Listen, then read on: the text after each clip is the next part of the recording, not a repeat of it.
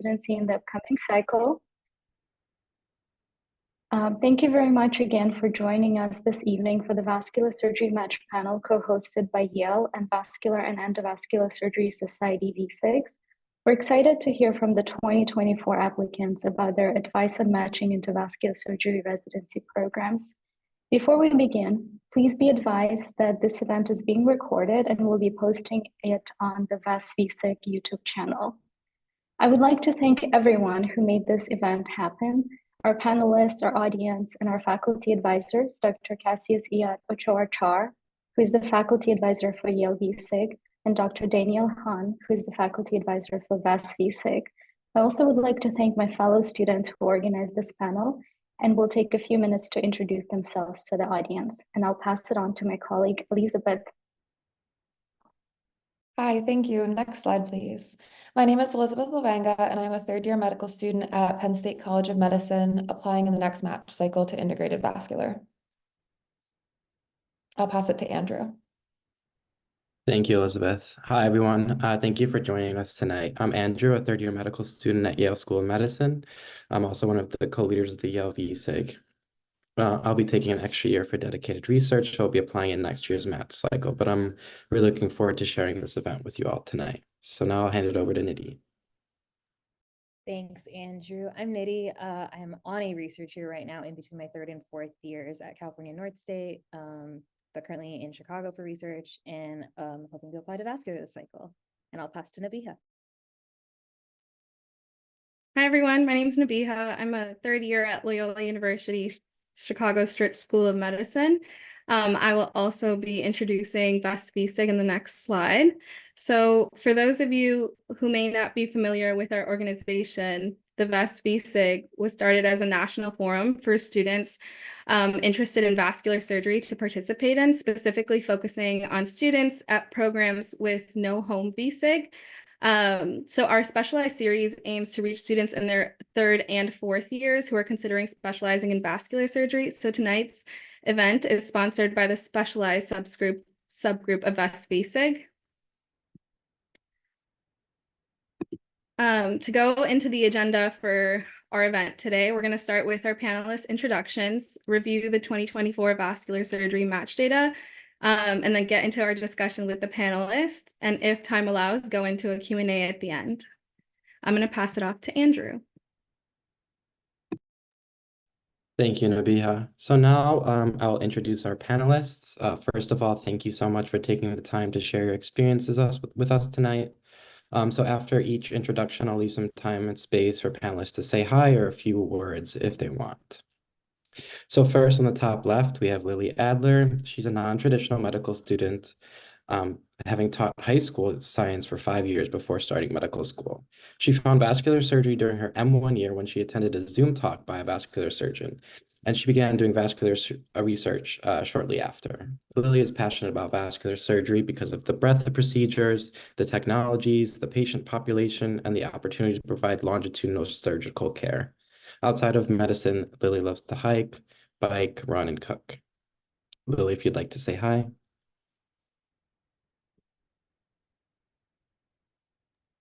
Hi, everyone. Thanks so much for having me. Very excited to be here.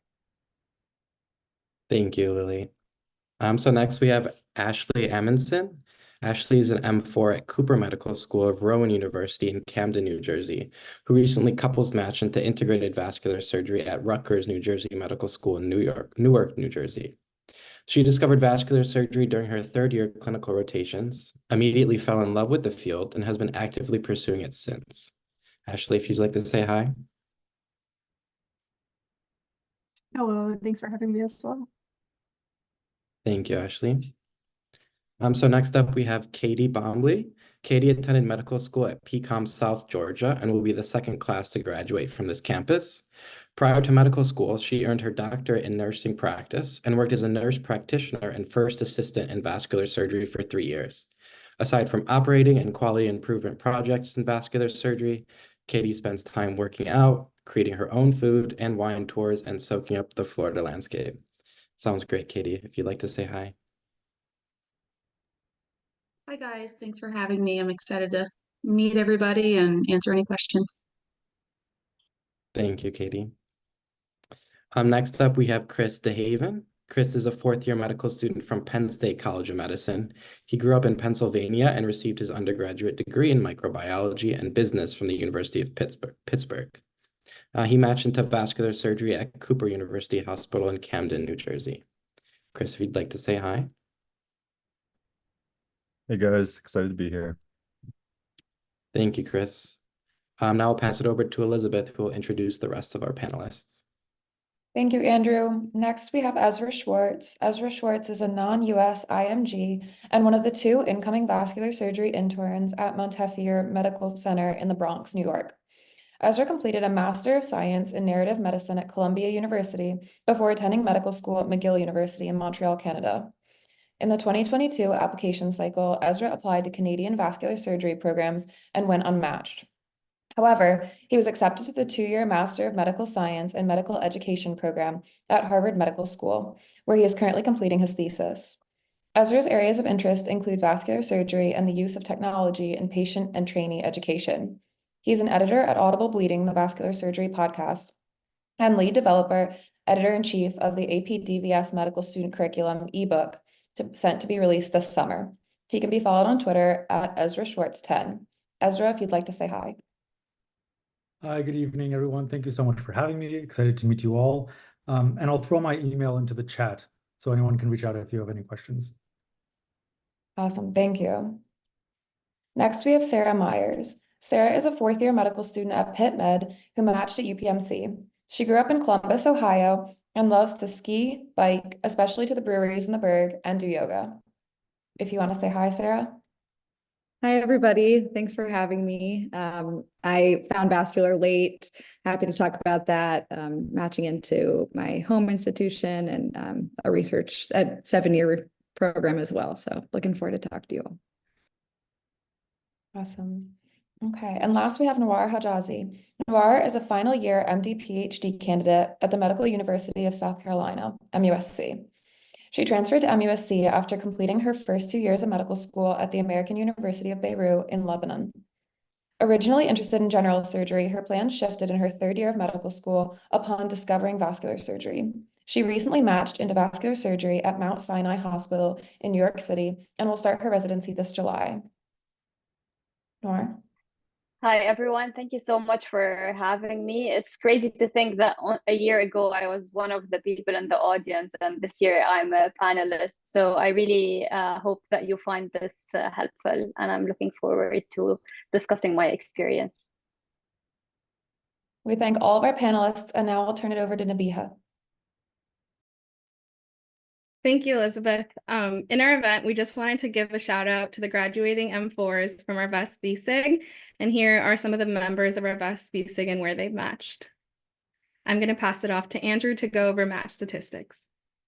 Thank you, Nabiha. Before we go into match statistics, I'd just like to briefly describe the training routes that are available with becoming a vascular surgeon.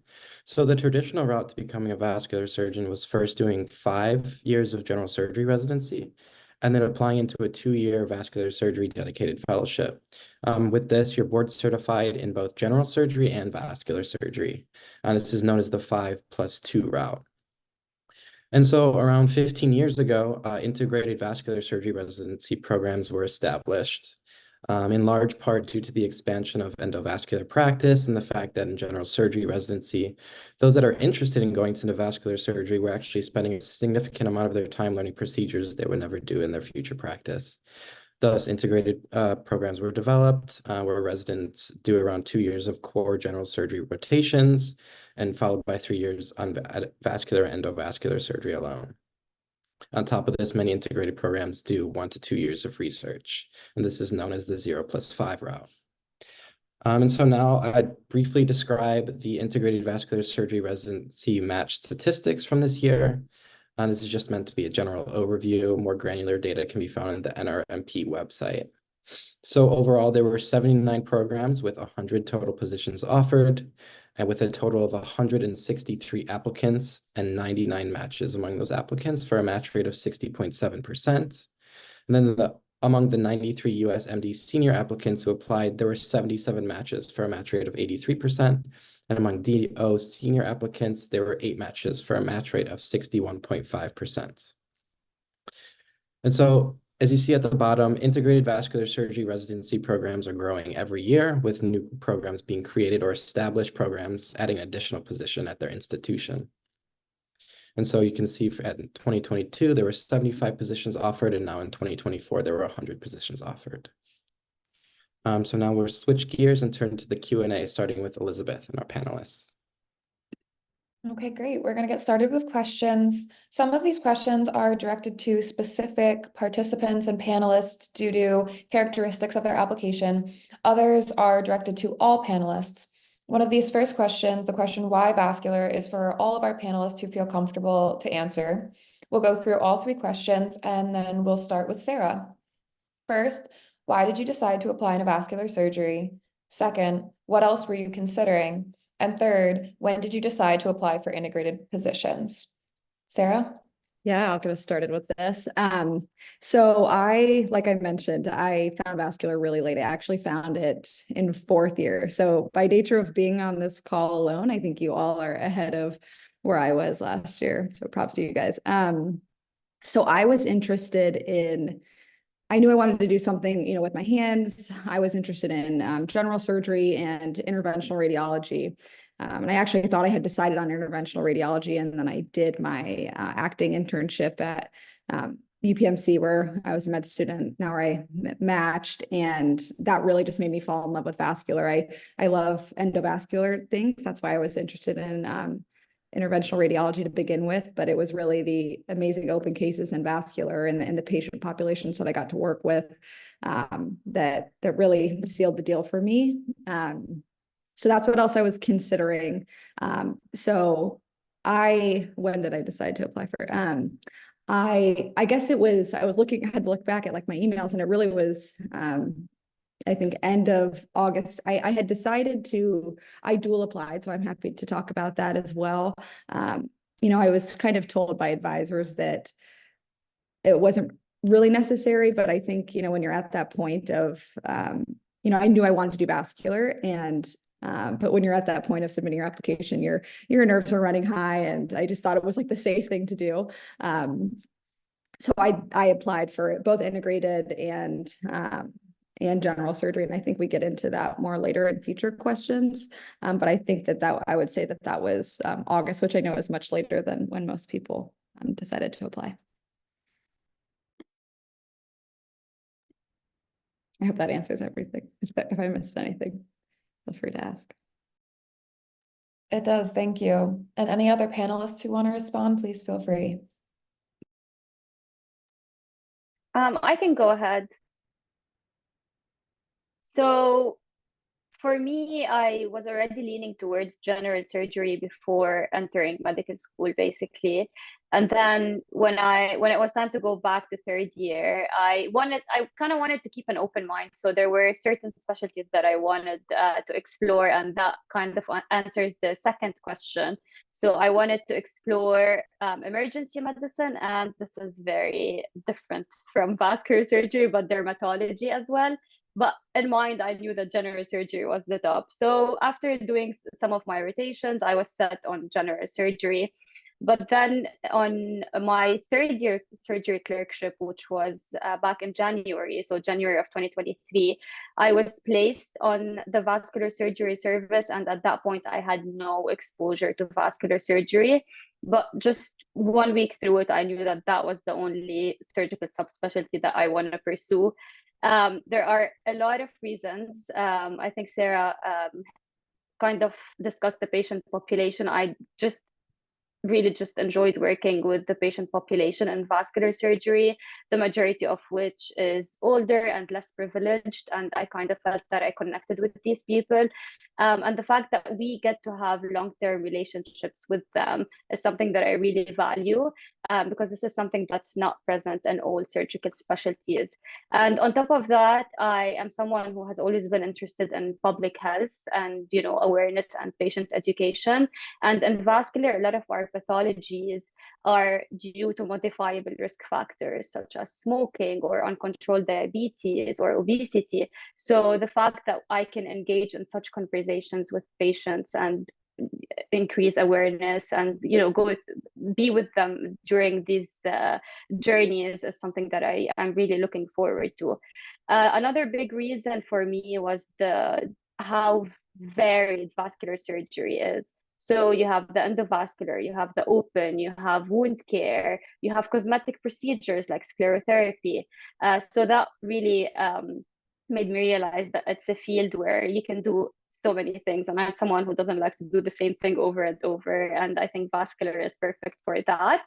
Along those lines, the fact that we have really like high stress procedures and then also low stress procedures is something that I really like.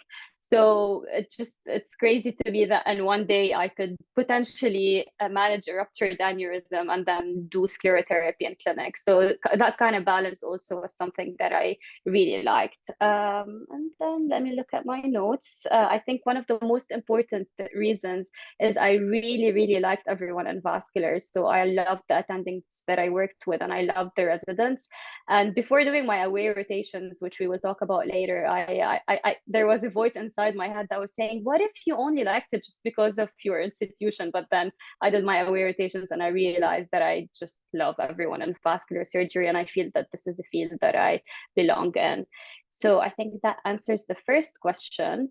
And then as for the third question, honestly, it was during that first week. I already had experience shadowing different subspecialties in surgery, like trauma surgery, surgical oncology. And I realized that I love vascular way, way, way more. It's not even comparable. So I thought that going into the integrated route is just the perfect fit for me, because I get to focus on vascular from the beginning, especially that vascular is a small field. So being in an integrated residency, I can meet everyone, you know, network with people from all over. And you guys will see when you start the application process, you're gonna, like, the people that you see are interviews, you're gonna see them at so many interviews. Everyone knows everyone. So I think for my future career goals, knowing everyone in the field is something important to me. And I think being in an integrated residency provides that.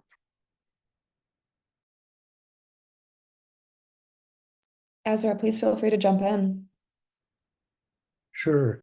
I'm not going to repeat everything that my colleagues have said. Sarah and Noor did a great job covering a lot of the points that I mentioned along the interview trail, in addition to just the reason that I love vascular. But one thing that I think is important to mention, and Andrew did a great job when he was talking about how recent integrated vascular surgery residencies are, is the opportunity for research because integrated vascular surgery is such a young offshoot. For example, I'm someone who's interested in medical education, and integrated vascular surgery education is a relatively young and under-researched area. And so it's important to understand that you are not only applying to a practice, but you're applying to a community, and it's wonderful to apply to a community where you can see yourself contributing to the betterment of that community. So if you can see your research interest being echoed, if you see an opportunity or a role that you can embrace, whether it be in research, leadership, or none, if you don't want to do research or leadership, that's okay, but it's something just to think about. And I think vascular surgery is a wonderful field for growth. And if that excites you, it's a wonderful place to be.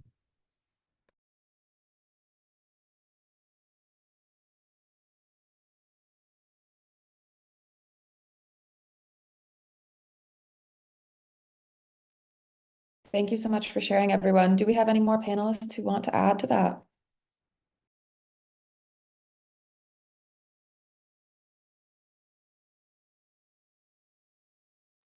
Okay, in that case, I'll turn it over to Andrew for our next question. Thank you, everyone. So now I'll ask questions about away rotations. If we could go to, thank you. So away rotations are a time for applicants to spend about a month as a sub-intern at institutions that aren't their own, and a time for applicants to demonstrate their capabilities as an aspiring vascular surgeon while also finding out about the atmosphere of their prospective programs. So we'll go number by number here. These questions are open to everyone, so feel free to answer. So number one, how do you think about where to do your away rotations and what factors played a role in this decision?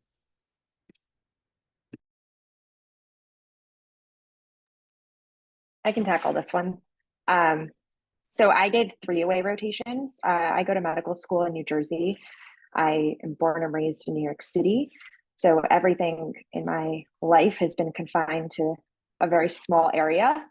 And so for me, it was really important to diversify geographically. I had a sense that I might want to leave for residency. And so it was important to me to see if I could actually do that by actually spending a month living somewhere else. So that was one of the considerations for me. I ended up going out to UW at Seattle and spent the month of August there, which if you have not been to Seattle, that is a totally magical time of year to be there. And the other thing that I strongly considered when I was doing away rotations was I was not sure going into the application process how I felt about a 7-year program versus a 5-year program. I know Sarah kind of talked about that too. But so it was important to me to rotate at programs that were both 5 years and 7 years. So I actually did a rotation at Pittsburgh as well, which, as Sarah mentioned, is a 7-year program.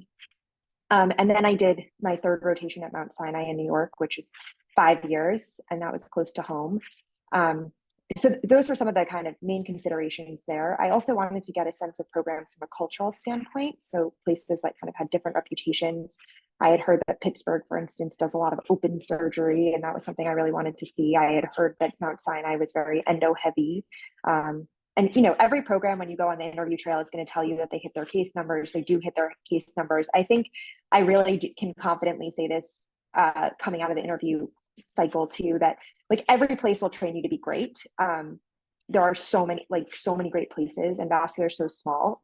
So I don't think there's an issue of actually doing that. But you hear this going into it, like open versus endo and what's available. And so it was also important to me to kind of see different places from a cultural standpoint from that. I just want to say, I don't think you need to do 3 away rotations. Away rotations are really expensive. Again, a lot of my motivation for doing 3 away rotations was just to see different programs to help me figure out what I wanted. The 3rd rotation that I did was actually after the application deadline. So I didn't get a letter from them, for instance.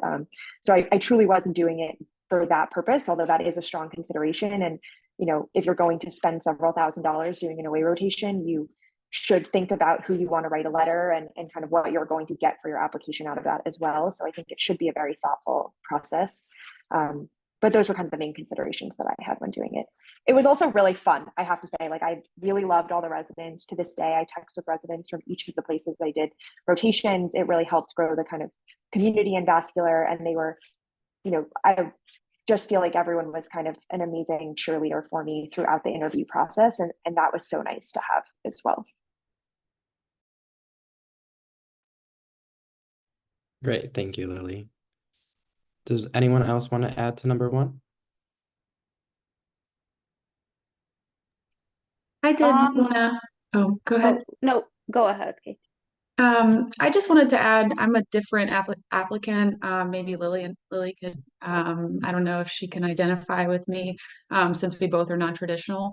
I would say just because I'm older, I've lived far away from family, I've done all that stuff. I've had a career before, had 8 weeks off of vacation, and then a nice salary, and then thinking about going back and being, having to be the resident and having maybe 3 weeks off. And I thought about, where do I want to be when I have the limited time off outside of my rotation or my residency. And so a lot of the places that I kind of wanted to stay in the Southeast. I'm from Florida.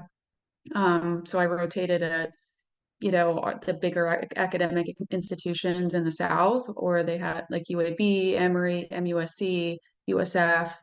And so I did that just because of the location and proximity to my family. And then also when I get out, my first job was at UPMC as a nurse. And so when I got out, there was not enough, I couldn't do anything to get rid of the gray. Just for me, that's my own personal thing. But whenever I was looking at like the away rotations, I was thinking, okay, where would I want to end up being a resident, and if I would like the area.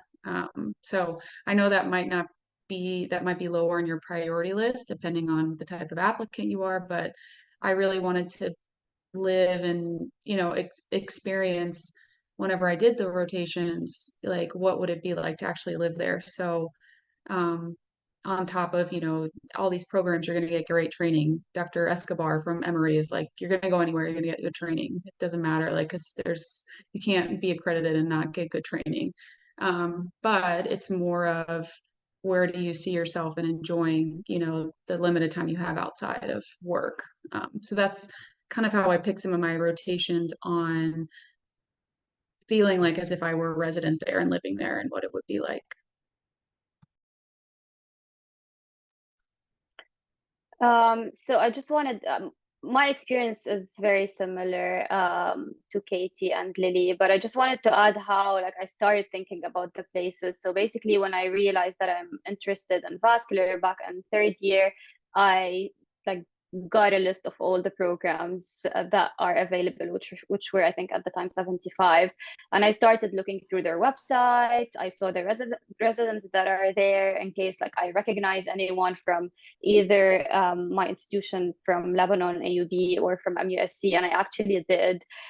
So what I did after is I started reaching out to those people like, hey, you went to my institution, can I ask you some questions about vascular, etc. So I spoke to almost 5 residents, I would say, in different places, and I just got a general idea of what their thoughts are on several programs. And I also spoke to my mentors, and from that I kind of made a list of 10 programs that I would potentially be interested in rotating in.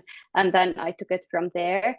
Like Lily said, I wanted to be geographically diverse, basically. So I did an away at Sinai up in the Northeast, and then I did an away in LSU in New Orleans, and I was supposed to do a third one, Emory, but it happened to be we can talk about that during the interviews portion. But most of the interviews happened in December, which was when my away rotation was supposed to be. So I ended up not being able to do the away rotation. But that is really like how I thought about them. And then also one more consideration is sometimes the timeline for schools, especially like West versus East, is different. So I wanted to do an away in the West Coast, for example, but a lot of the institutions had a different timeline than my institution. So I was not able to from the get-go. Great, thank you. So now we'll group together the second and third question. And so did you do an away rotation where you ended up matching? And do you think letters of rec from your away rotations were impactful in your application? And so I know Ashley and Chris, you haven't spoken yet. So if you wanted to speak on this question, feel free. Sure. I actually didn't do an away where I ended up matching, but when I was considering where to do aways, my advisor told me specific places that it wouldn't be necessary because my faculty had a really strong connection with them. So that's why I didn't do any rotations at the Rutgers programs. And I actually didn't get any letters of recommendation from my away rotations. I did mine later on in the cycle just because of how scheduling worked. And with the limits of how many you can have, I wanted to use more from home. I'll jump in too. I did do an away where I ended up matching. So I did an away at Cooper. It was my second away, and I ended up matching there. I guess, so the people that talked on question one, it is really important to pick your aways. I think you really have to balance, you know, trying to get letters of recommendation as well as picking programs that you think you could see yourself at.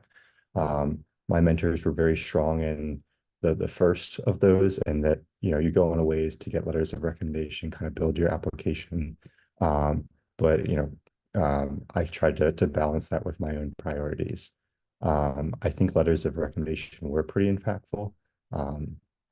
They were brought up a couple times during my interviews, and I felt like getting these letters kind of broadens your connections. It moves you beyond the circle of who your advisors or mentors might be at your home institution. So I think it's really important that you know, you go to different institutions with people that are well known and can kind of help you build that application and speak to your strengths as an applicant. Yeah. I actually strategized my away rotations towards the letters of recommendation. I did my first one, and I think also it comes in later of being a DO applicant. I had different, all my advisors were MDs, so they weren't quite sure how to advise me as a DO. I think, but I did my first two rotations were at UAB and then at Emory. And I've been doing research with Emory for my entire time in medical school.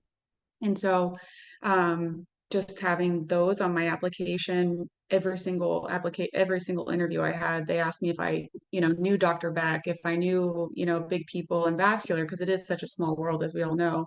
And so those were impactful, at least from my application, in terms of the letters. And then I ended up doing my last away rotation was at USF where I matched.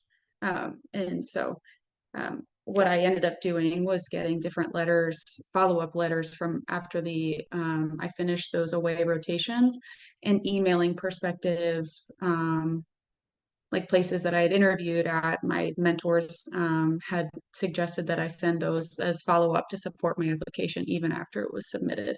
So I was able to get letters even after the application was submitted just to support my application. As the non-US IMG on the call, I'd like to just add some tips. Of course, there's going to be a question that comes up later, but I did my rotations in the United States after graduating medical school. So it wasn't like an elective, it wasn't a sub-I, I did observerships. I did not end up matching where I did an observership, but I got letters of recommendation from where I did an observership. As a non-US IMG, it is very important to have a US clinical experiences. Some places will not even consider interviewing you or checking your application if you don't have a US clinical experience.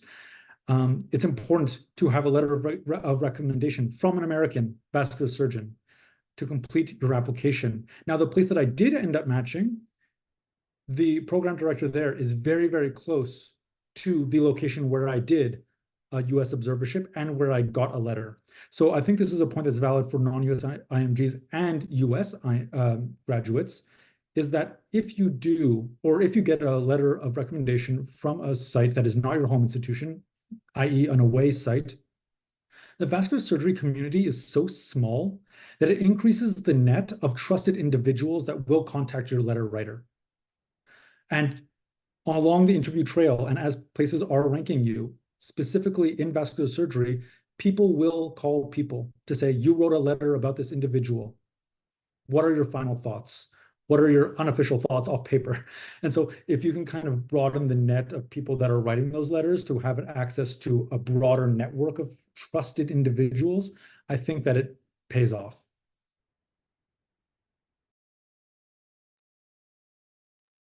Awesome. Thank you so much for sharing, everyone.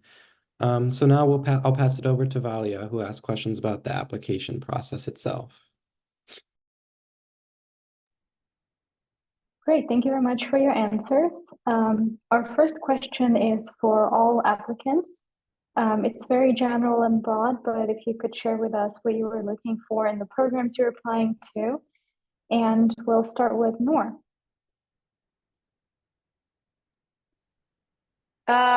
So someone kind of spoke about that earlier, but you will realize that every program is amazing, and wherever you end up, you are going to graduate as a competent vascular surgeon. But what I was looking for in general was, I think, the overall fit, which a lot of people told me about that before the interview process started, that you are going to feel that you want to go to this place, and you kind of like get that when you start looking at programs and doing your interviews. But before doing that, I applied very broadly. So because I thought that I did find vascular pretty late in third year, I think. But so I wanted to apply broadly, and I applied to every single program. And after doing that, and after starting my interview process, I kind of started getting to know, and I think there are going to be more questions that tackle that in the upcoming questions. But I started knowing more exactly what I'm looking for, because at the beginning you don't know a lot of things about a lot of programs. But to answer the question very simply, I applied broadly, and then when I started the interview process, I started looking at specific things.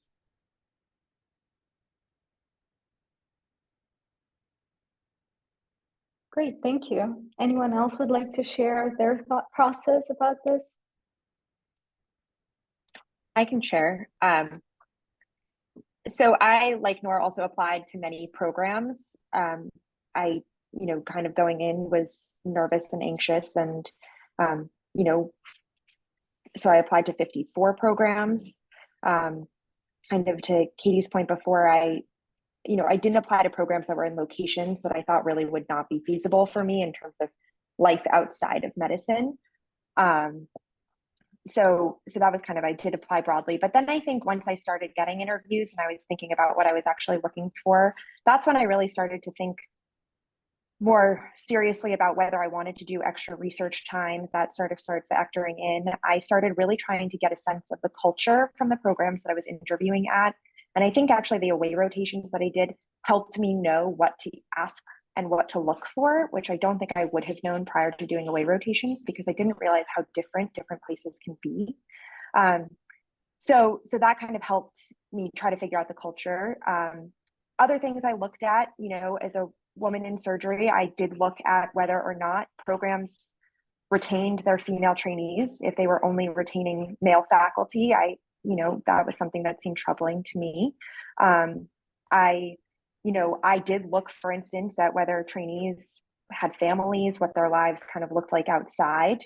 That was another thing that was important to me to kind of think about as well. And then I really, I decided that I do care a lot about research, and that's something I wanted to keep doing. And so it was then kind of finding places also that were doing the type of work that I thought was interesting and where I thought I would have research mentors. And I found people at a lot of places. So this actually, doesn't help narrow down to one specific place at all. There are so many places that fit this, but, which is a kind of exciting thing about vasculars. There are so many great places and so many great people.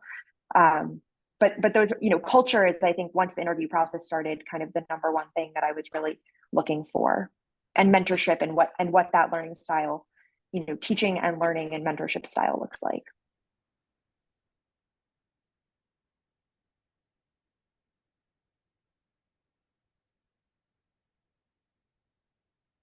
All right, thank you. Our next question is for anyone who feels comfortable sharing this information with the audience. How many programs did you apply to? How many interviews did you end up getting? And ultimately, how many programs did you rank? Anyone who would like to get started?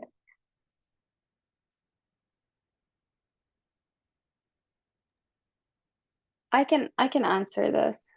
Just let me pull up my sheet that I tracked my interviews with. Just a sec. Okay, so I applied to every single program, which were 76, and another program actually opened up mid-cycle, but I ended up not applying. And I got 38 interviews. I did 33 of them, and then I ranked 29 of them.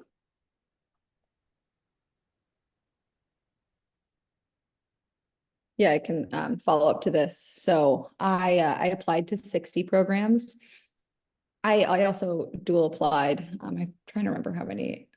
I think I applied to like 10 general surgery programs, but I applied to 60 vascular programs. I had 45 interviews, and I think that you'll find that a lot of interviews overlap, and you do kind of have to make some decisions and prioritize certain programs due to nature of just schedule conflicts. I think I did 25 of them, and I ultimately ranked 23.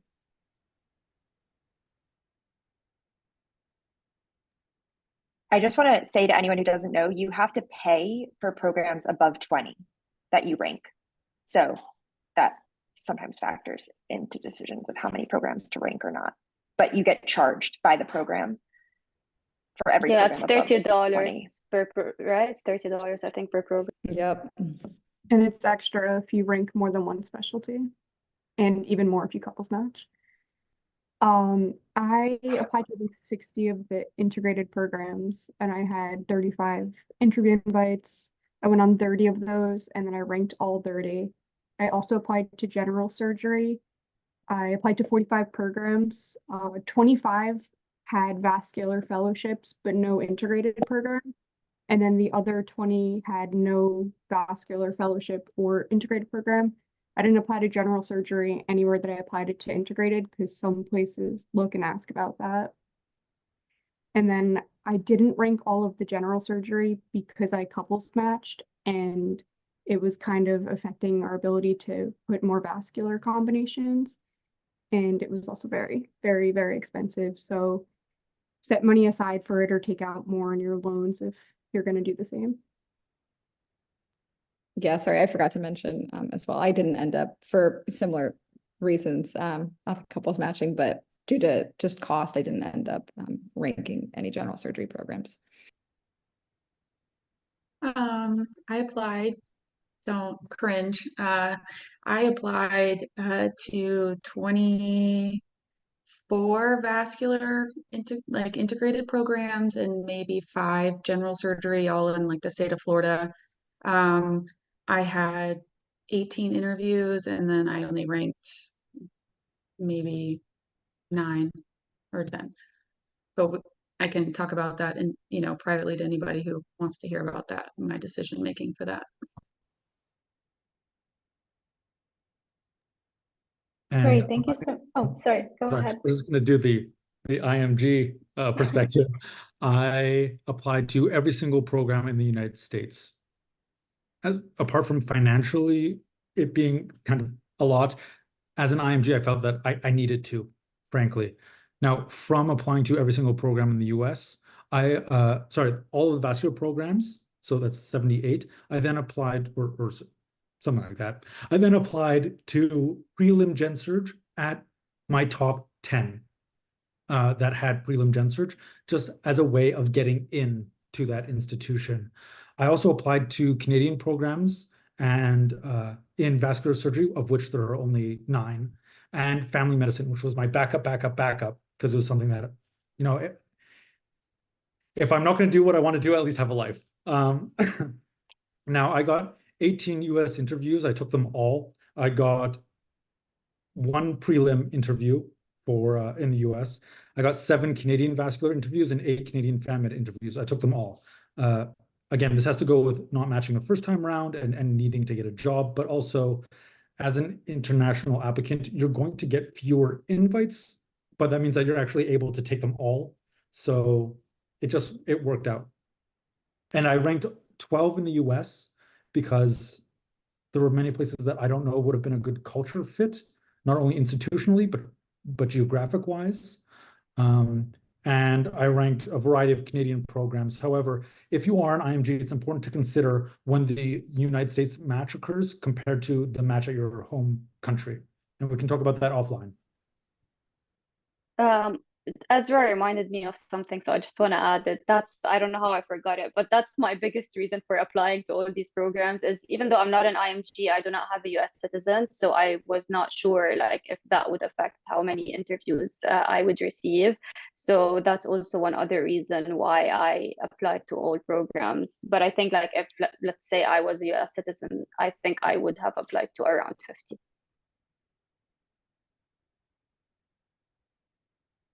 Great, thank you so much for sharing this information with us. This is very helpful. Our next question is going to be about the application process. And as you mentioned, there's so many interviews and it takes so much time and effort to keep track of everything. If you could share some advice about how to stay organized and how to keep track of your applications and interview invites during this process. And this question is open to all applicants, whoever wants to share. Thank you.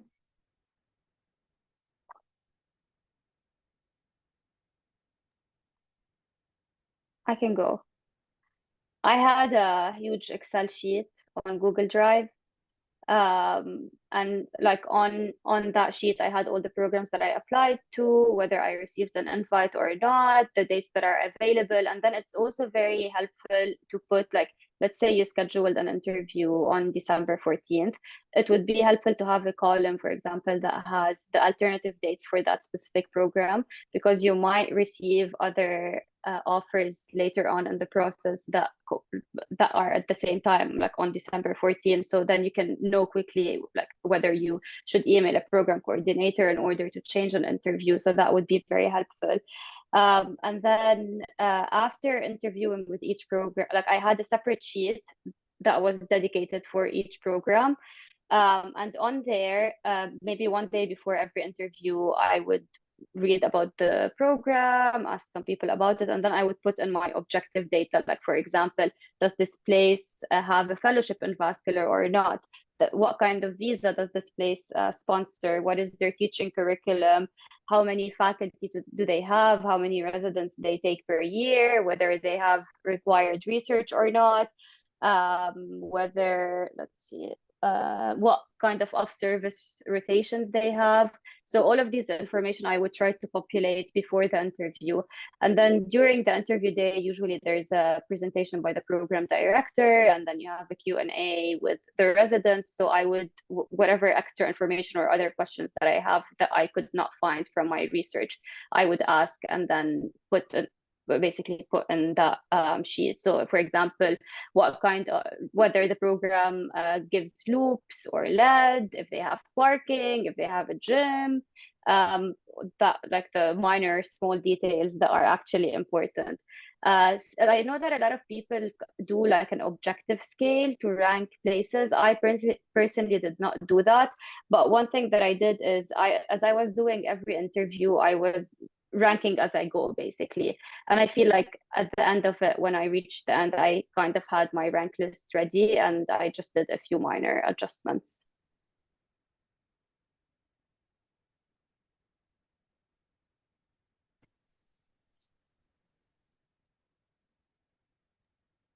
I can touch in here. I envy Noor's like level of organization. I really wish I had all those data points when I was going through this, but I'll speak from the perspective of someone probably less organized. So the only way I kept track of things is when I got an interview, I had a note on my phone. I just put all the institutions I get interviews at, and then I printed out like a calendar for the months of November, December, and January. And each time I scheduled an interview, I put it on that calendar. And I actually really liked this because if you get an interview, you're trying to like quickly see like where your open dates would line up. And I thought it was much faster to just look at the piece of paper than to like dig through a calendar app. And so that's how I kept track of everything. And then, as you get like Zoom links and stuff, I just pinned them in my email, and I knew which interviews I had the next day just looking at this piece of paper. I did take a lot of pictures of it in case I lost it, but I never lost it. It stayed in my backpack throughout the cycle, and it worked pretty well. Would recommend to anyone that's, not as organized and doesn't want to make a huge Excel spreadsheet. Can I add one thing to that too? I just wanted to say, I also did do an Excel sheet. I had an email account that I used just for applications so that any interview invites came into that email account. I will say that I was still on an away rotation when interview invites started coming in. And there are some programs that will send out more interview invites than they have spots. So if you do not respond quickly, you could be waitlisted. So I had my mother, my poor mom, log into my email account and schedule my interviews while I was in the OR on that away rotation still. And I think that was advice I got from the residents of that away rotation. So I do think, having someone who can be responsive and sign up. The vascular programs use multiple different scheduling programs. So some use the actual ERAS system, some use something called Thalamus. Some use something else that I can't now remember the name of. So it is actually a lot to keep track of if you're trying to do it in these various systems. So I do think you need some kind of external way, whether it's Chris's method of, writing it down somewhere else, or Nora's method of keeping an Excel sheet. I was pretty religious about updating my Google Calendar and keeping that up to date because that's super helpful for me. So you definitely do need some form of system. I thought also that I was going to keep track of some of the details that Nor mentioned, and then I quickly realized that I could not keep track of loops and lead and all of that I just was not able to pay attention to that level of detail.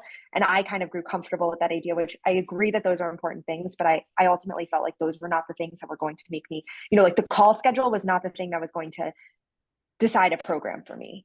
For some people it is. So this is all to say that everyone has a personal kind of, what are your criteria? And I think you need to just make sure that you're kind of following up on those criteria.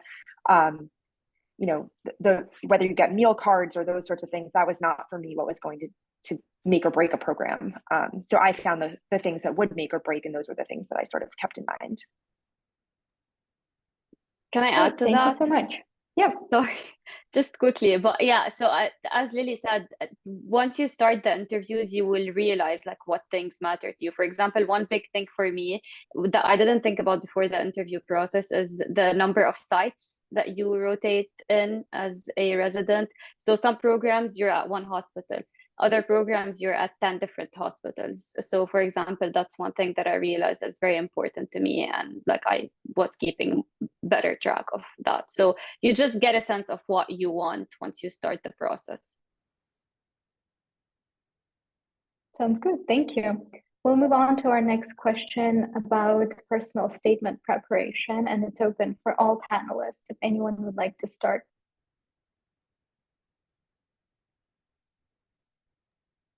Don't waste too much time on it.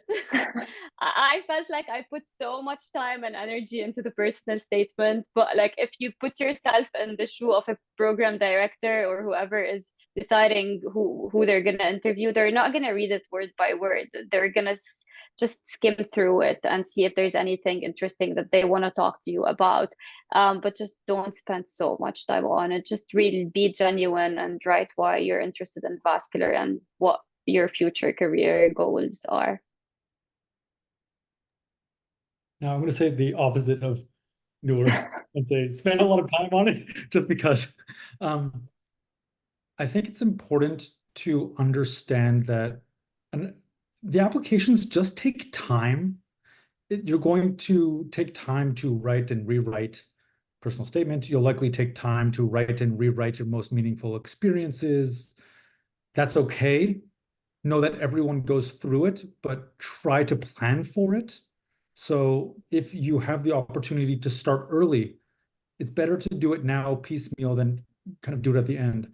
Also, perhaps this is just for me, but I feel like I needed to tell my story in the way that I wanted people to understand it. Having not matched, being Canadian, having done other degrees in the past, to make sure that people understood why I did the things I did and why I'm doing it in the order I am. I can talk about that more at any time, but there are very few parts of the application that are in your control. The personal statement is one of them. And if you can tell a good story, it helps. Now, all to say, personal statements are personal statements. It's not going to be the make or break it of your application. It will not. So Noor's absolutely right about that. But if you have the time to spare and you can start thinking about it now, understanding that you'll go through several versions, it's something to just consider. And then what about mine? Because this is something that I definitely have struggled with for college applications, med school applications.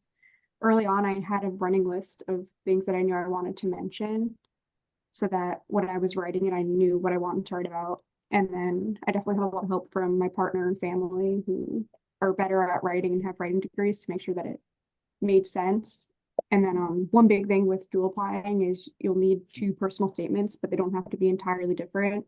My vascular one and general surgery, I just switched whether it said vascular or general, and then a couple of the stories that I told in it, I changed based on the specialty.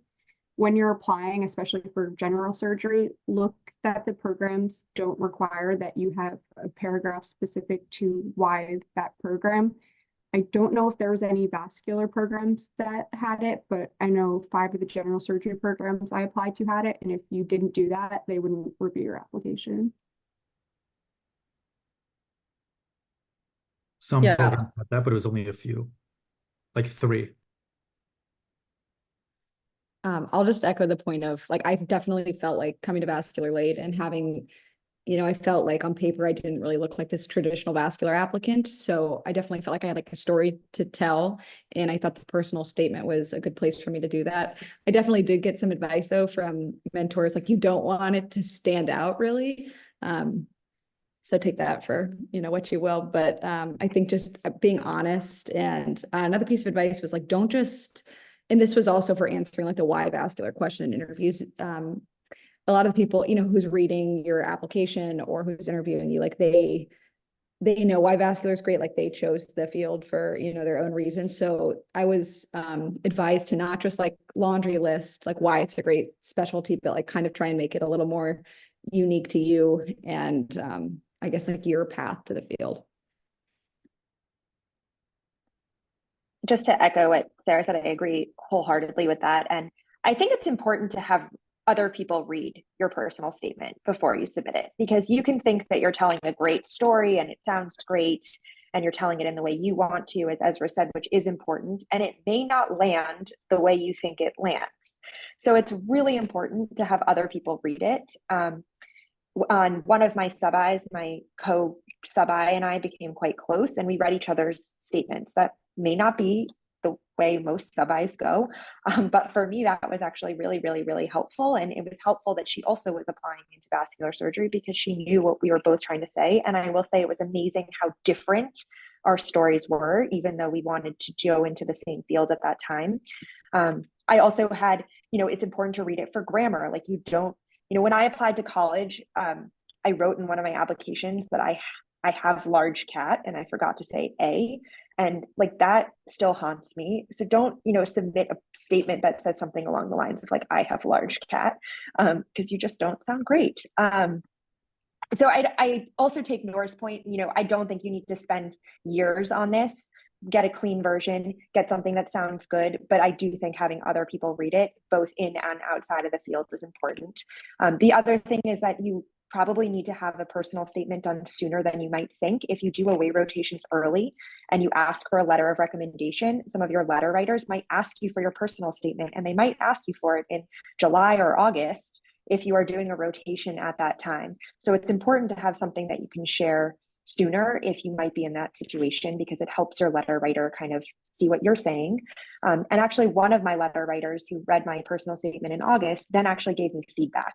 So sharing an early version with him was actually really helpful. He was the chief at UW, and he took the time to actually edit my personal statement, which was super great. So not everyone will do that, and that's totally fine. But you definitely, as Ezra said, want to plan ahead. You need time to do it, and I didn't really anticipate needing a personal statement right then, so it was a long couple nights leading up to that of like reading and rereading while you're on a rotation and tired, which again necessitates having other readers, because you're not going to be a great editor when you're really tired and working on the list and all the other things that you do as a sub-I. Great, thank you so much. This is very helpful. Our last question about the application process is for applicants who participated in dual applications. What were some challenges that you faced as dual applicants? How many general surgery programs did you apply to? And how did you handle managing the requirements for both applications? And some of this was already covered, but if you have any additional advice regarding this process, anything else that our audience members need to know, please feel free to share. Thank you.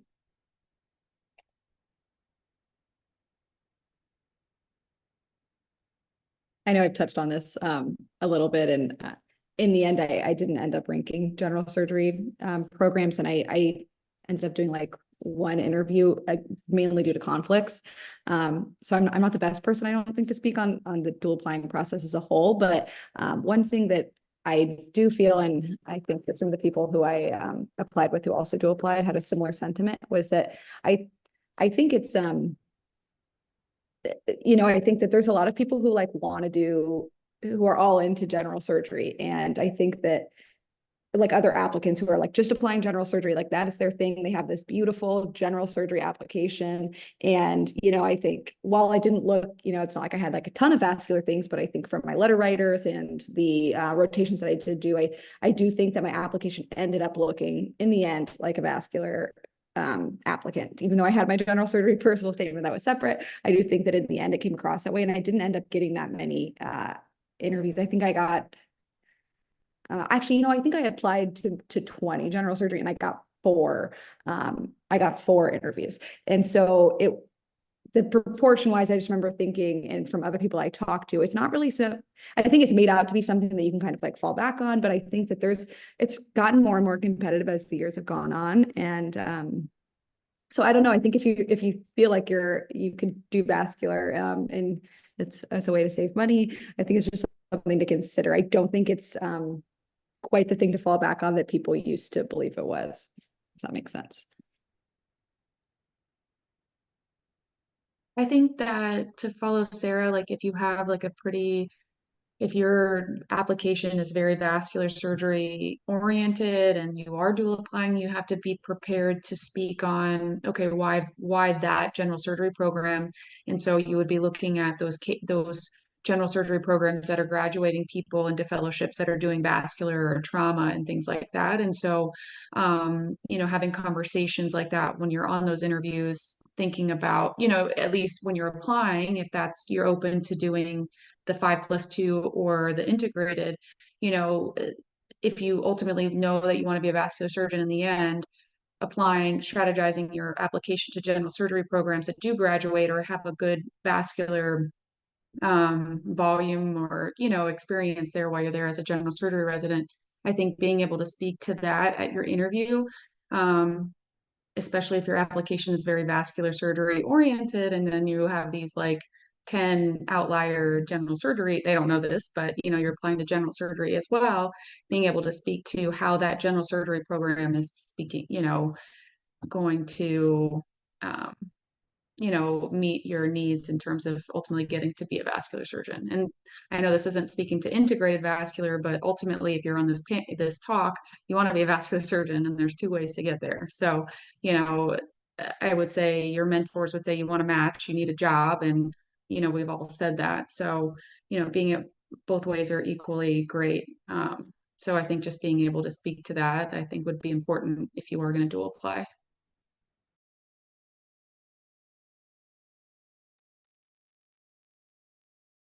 I think it's also important to consider um, everything that people just said, especially about how your application is probably going to look very vascular, but how you're going to get letters in general surgery on this shortened timeline. Because a lot of you, if you're applying integrated, you're going to be doing your home sub-I, 1 to 2 aways. And then if you don't already have a letter like in place from 3rd year from a general surgeon, you'll need to do sub-I, probably at your home institution in general surgery. So it makes the timeline pretty short. I know me personally, I came back from my aways in vascular, did my home sub-I in colorectal surgery, and it was difficult to get letters because it was late in the cycle. I think it was like August. So a lot of people had already, had letters that they needed to get done. I had to get a letter from someone like less senior. So I think that's all stuff to consider. And yeah, like a lot of people said, it's difficult people are going to know that you're applying vascular surgery just looking at your application. So I think having the answer to why you're applying to general surgery, and that it is still a viable route to get through for the 5+2 program is important. And I think you'll realize that you're a much more competitive applicant in vascular than you are for general surgery, which is something that I found that I didn't know. I applied to all the vascular programs and I applied to like 40 gen surge programs, was much more successful on the vascular side, which I didn't think. But if you're risk averse like I was, I think it's a strong option to consider. And I actually, No, go ahead, Ashley. actually, thank you. I came in thinking that I was going to do general surgery. So my application with having separate personal statements and a mixture of the activities, because your activities will be the same for every program you apply to.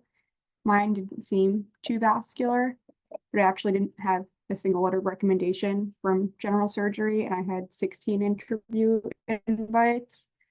They actually weren't all from vascular surgeons either. So when you get your letters of recommendation, they can be from people that you did research with. I had one from an orthopedic surgeon and from a physiatrist that talked about my research skills and me outside of the OR. And then anyone that wrote me a letter of recommendation in terms of vascular, they were all people that I was comfortable also having write about general surgery. So they used the same letter and just substitute saying vascular general surgery. And I didn't have any problems with any of the general surgery programs asking if I applied vascular. I was just going to say, now, while I did not necessarily dual apply vascular FAMED, I'm going to take what some of Chris is saying and Ashley's saying and Katie's saying and bring that into the personal statement question. There is no such thing as a perfect application. There is such thing as an excellent application, but that means that every application is going to have a little something. You know, they'll say, hey, you're applying to general surgery, but you really look like a vascular applicant. Or, hey, why did you do this? They will, whoever's interviewing you or assessing your file will find that. And that's okay, because we all have that. But the personal statement is an opportunity for you to kind of preempt those questions a little bit. Again, I think this has to go with telling your story, but understand that there's going to be something. And I know there's a question coming up and we'll talk about that, but just to say that there is a space to do that in the personal statement. And just, I think it should be repeated that there is no such thing as a perfect application, and people will find what is not perfect, and that is fine. That is to be expected. Sounds good. Thank you very much for all of your answers. We'll move on to our next part of the presentation, and I'll pass it on to Nabiha. Thank you. Thank you, Valia. Our next question set is about research. So I'll ask the two questions together to get the conversation started. So when applying, were you looking mainly at programs with mandatory research years for those who matched at research-heavy programs? And then if research wasn't your forte, what did you focus on to have your application stand out? And then did you rank programs without research years higher or lower, and how did that play out for you?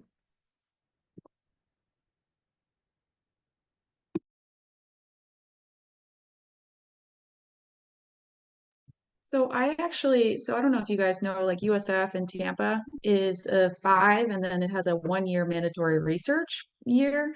So it's in between years 2 and 3. And so, and the feedback that I get from people who are very interested in research, they're like, oh, that's not a lot of time to be able to do, something and be able, 1 year of, it's typically, something that I'm interested in, quality outcomes or just database stuff.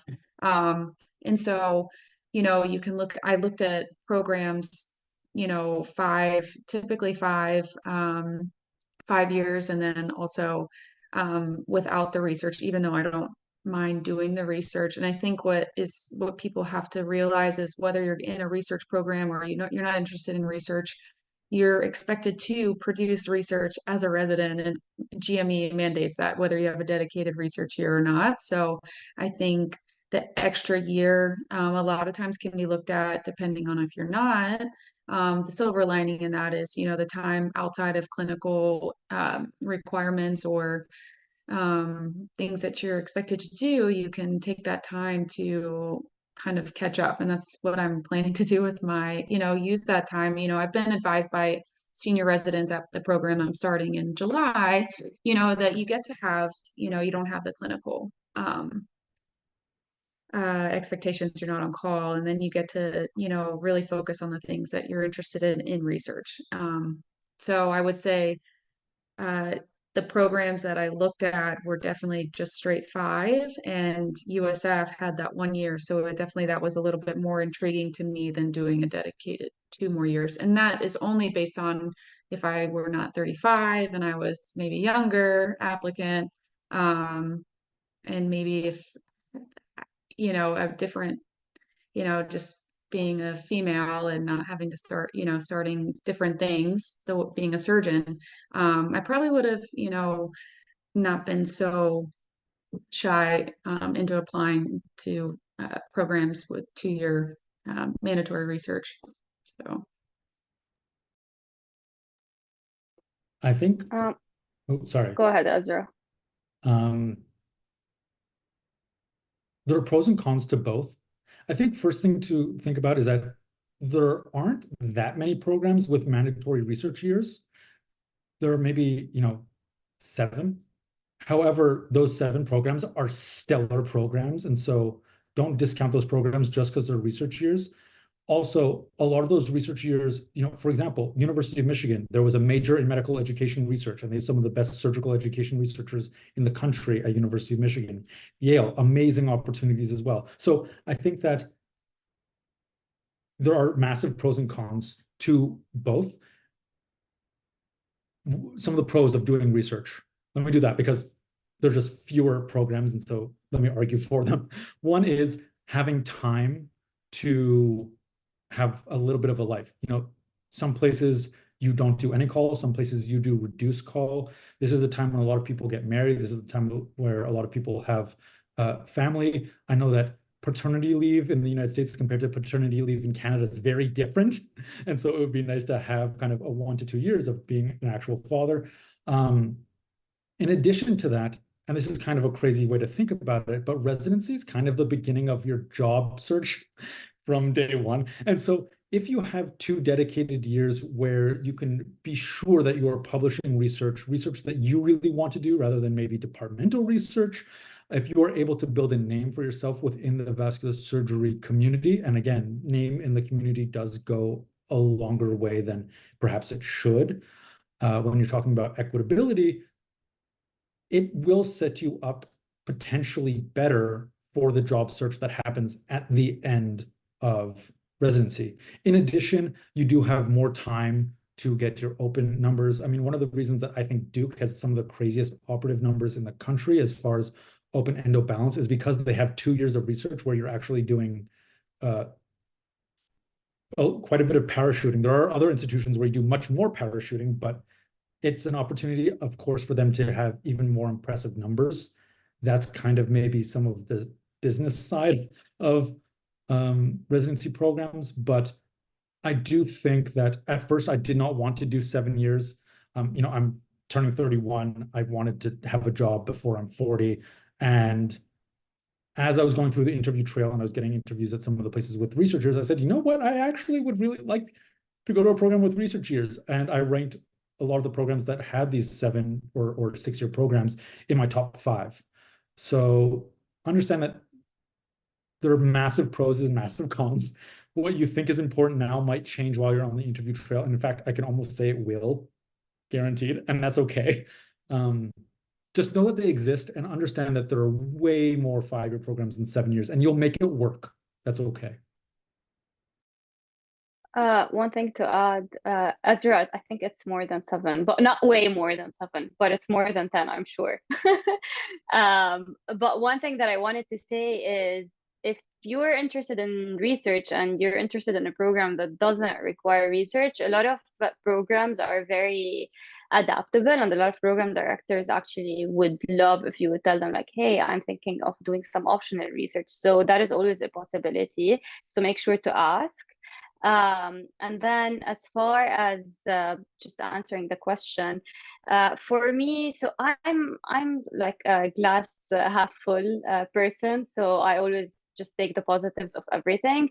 And like Ezra said, I think there are pros to both. Like if I were to go to a place that requires research, then I can have some time, to work not as hard as I will be, and then maybe just do some traveling and do some research. But if I don't, then I get to graduate in 5 years. So honestly, at the end of like when it was time to rank, I did not consider whether the program requires research or not as a criteria for my ranking. But also I'm in the MD PhD program, so I have the background in science. I know that I want to become a surgeon scientist, and after talking to a lot of mentors, a lot of them said that it's fine if you don't, even if you plan on having a lab in the future, even if you don't go to a program that has 2 years of research, you'll be fine as long as you keep up with the research that's happening in vascular. So that's what's gonna happen with me.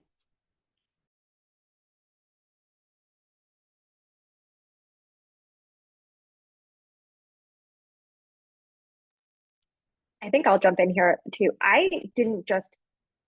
Research was very important to me. That's something I learned from the research I had done in medical school, that I really enjoy research, and I really feel like I have a lot more to learn in order to be the kind of researcher that I, hope to be.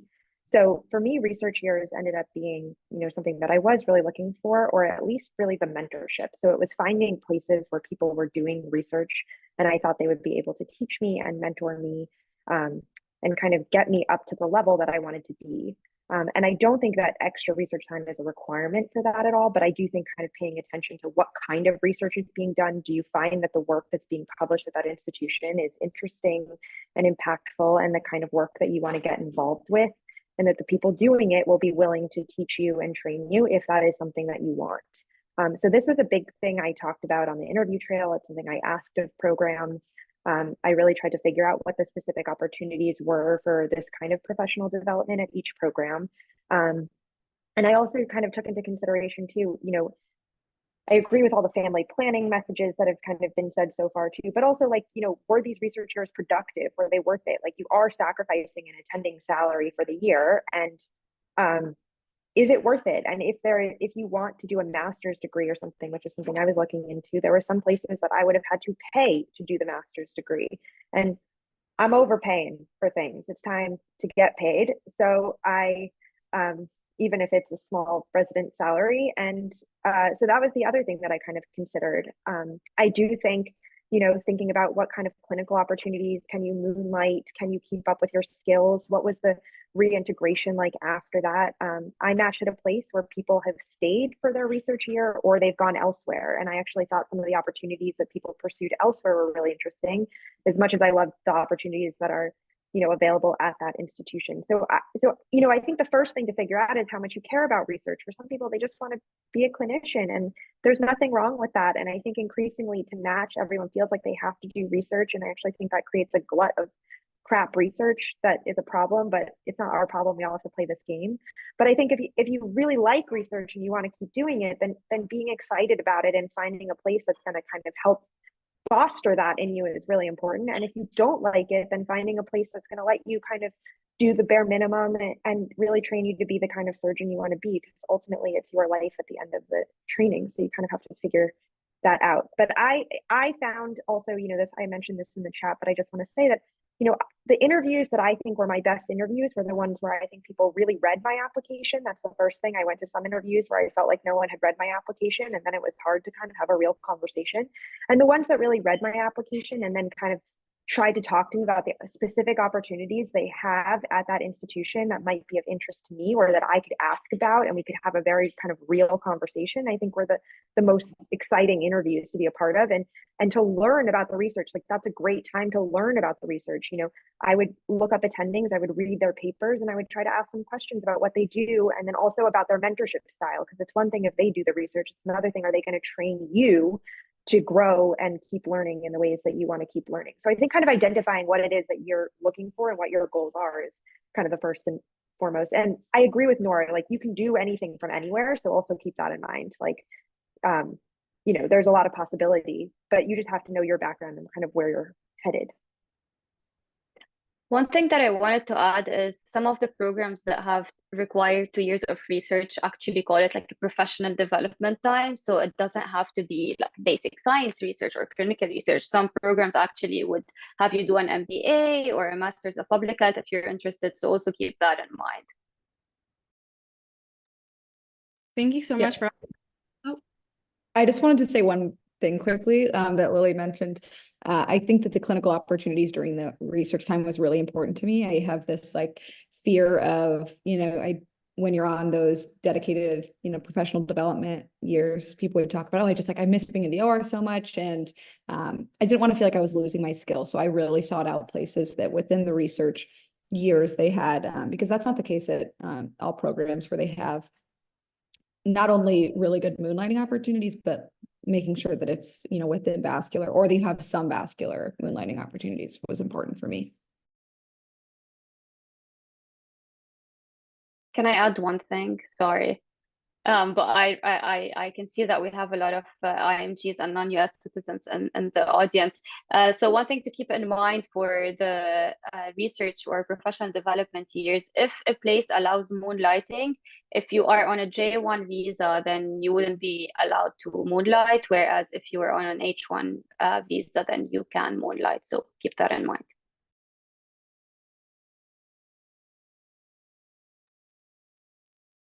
That was really helpful. Thank you so much. We're going to move on to the next slide, which is about special considerations based on your applications. So starting with our first question is, how did you navigate finding vascular surgery later in your medical career? And we'll start with Noor for this question, and if anybody wants to add, they totally can. So the minute I realized that I want to do vascular, I started thinking about what can I do to, because I don't have anything vascular on my CV. So what I did is throughout my elective during third year, I formed mentorship relationships with several attending. So I reached out to them. I saw whether they have any research projects going on. And then by the time I applied, even though I didn't have any publications in vascular surgery, I had, I think, 3 or 4 ongoing projects that I was able to talk about during my interview. So this shows that even though you discovered the field late, you still had the motivation to learn as much and do research and be proactive. And I think that really helped. Another thing is that I couldn't do, but if you can, even if you discover it late, attend conferences. So I really wanted to go to VAM last year, but it happened to be during my shelf exam, so I could not go. But that could be also showing that you went to a conference, would also show that you are a proactive person and you are, even though you found vascular late, it's not a problem. So I think the main things is just building these networks, doing research either with your own institution or with other institutions. So I'm working on a project at MUSC, and we have students from other institutions that are helping. So also reaching out and seeing what other people, other places are doing would be helpful.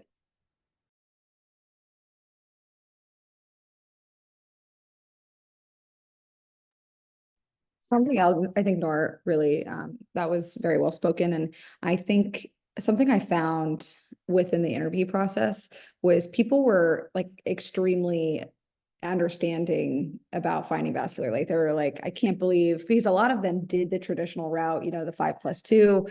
And they were like, yeah, we're shocked that, as many medical students as there are get interested in vascular, interested enough to apply into integrated programs. So people were very understanding.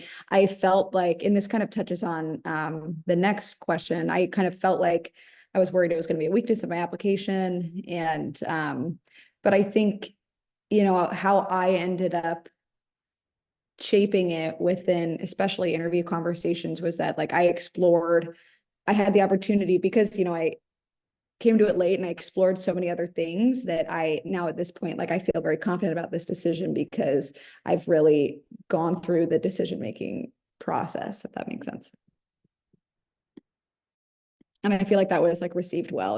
And I don't know, it wasn't as big of a thing as I felt like it was going to be. I think the whole interview process in general made me feel more at ease coming to vascular late.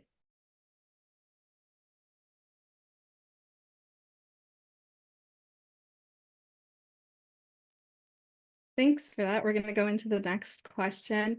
How did you deal with a perceived weakness in your application, or how do you suggest dealing with a perceived weakness? And we'll start with Ezra, as I think you were touching on that a bit earlier. Sure. So I guess the perceived weakness, or I guess one of many, would be that I went unmatched in 2022. similar to Lily, what I did is I said, this weakness is actually kind of a strength. Oh, sorry, no, I'm not Lily, Sarah. Just saying, like, this is something that I perceive as a weakness, but this is why it is a strength. And so I took the opportunity in my personal statement to write about that. I also prepared my answer for interviews because I knew people were going to ask about that. So instead of kind of tiptoeing around the elephant in the room, I acknowledged the elephant in the room and then changed people's perspective to understand why it helped me. So I talked about the fact that I was able to take a step back and decide if I really wanted to dedicate myself to vascular surgery or not. No, not a lot of people have the opportunity to step off the hamster wheel of medical school and evaluate their life trajectory. And then you say, no, I want to apply to the crazy thing again. And I really do. That helped. It shows dedication. It shows grit. It shows resilience.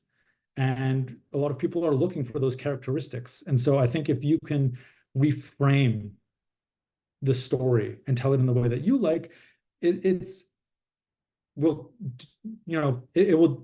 help your application in the grand sense. Sorry, that was not eloquent towards the end. But what I'm trying to say is every weakness is an opportunity if you can find it. I think the most important thing is having an so knowing your kind of what Ezra was saying, knowing your weakness and having an explanation. And I think there's going to be a question later about preparing for interviews, but when we can talk about that when we get there. But if you go to websites, usually there are sample questions that are frequently asked during residency interviews. So like one of them was, why didn't you honor your surgery rotation, for example? So I had seen that and I thought about why I did not honor my surgery rotation. And then I was actually asked this question in one of my interviews, but I had an answer for that. So point is, you need to like the application process is a time honestly of self-reflection and introspection. You need to realize what your weaknesses are, you need to realize what your strengths are, and for the weaknesses or the things that you can improve upon, you need to explain how. That's the most important thing. It's going to be different for everyone, but just make sure that you know that there's something like a weakness per se, and then how you are dealing with it.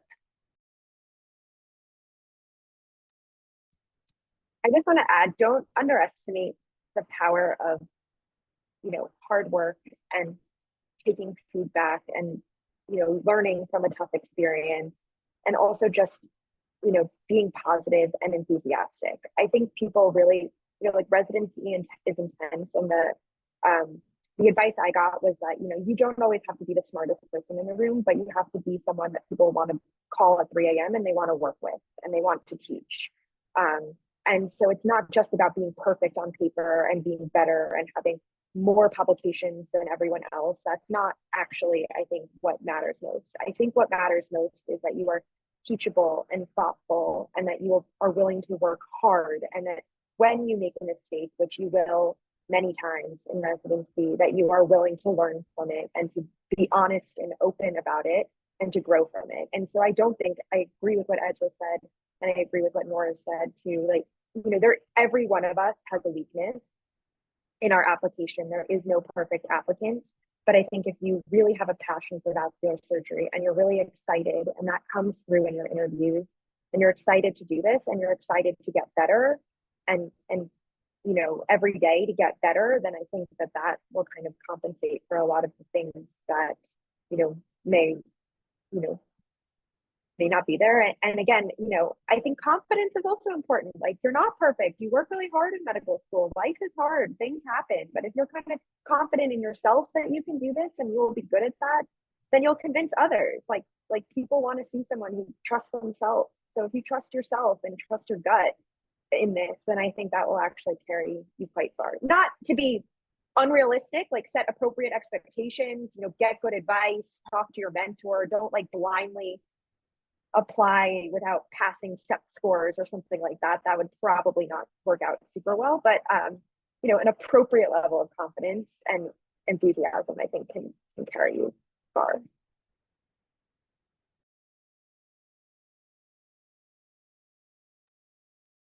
That was all really great advice, and I think something that all future applicants need to hear. We'll go into our next question, which is specifically for Sarah. And it's about, what are your perceptions and advice about going to and matching at your home program? Yeah, I think that something to think about. I think this applies not only for like matching at your home program, but if you match somewhere where you did in a way, you kind of, you know, the good and the bad. I talked to like a lot of my mentors about this. You know what you're getting yourself into, and because every program like has cons. I think that in the end, it like you really just have to think about, okay, like what cons can I deal with, or which ones are like deal breakers for me. So every program is going to have cons, but for me, it was like the cons were out in the open. And I think that applies to, again, like home or away. You kind of are able to figure out that what, I guess, like what they are, because I think at some places, you know, whether you're less familiar and you don't have mentors who can kind of like give you the tea on a place, you know, then the cons are, you don't know what they are. And so you're kind of going in a little more blind. So that, I think, it is a great plus if you have that opportunity. I think that for me, I felt, you know, going to medical school, and I felt like established in this city, and I had, you know, I love Pittsburgh. I know it's great. That was mentioned earlier. But you know, you get your roots somewhere. And so I'm excited to have the opportunity to stay, and getting to know. I know UPMC is like a really crazy hospital system. There's like, everybody's always like, aren't there like 12 hospitals you rotate at, which there are a lot. And so I think that there's the benefit of knowing the hospital systems, knowing the EMR, knowing the people, all of those things. But I think a lot of that applies to away rotations as well.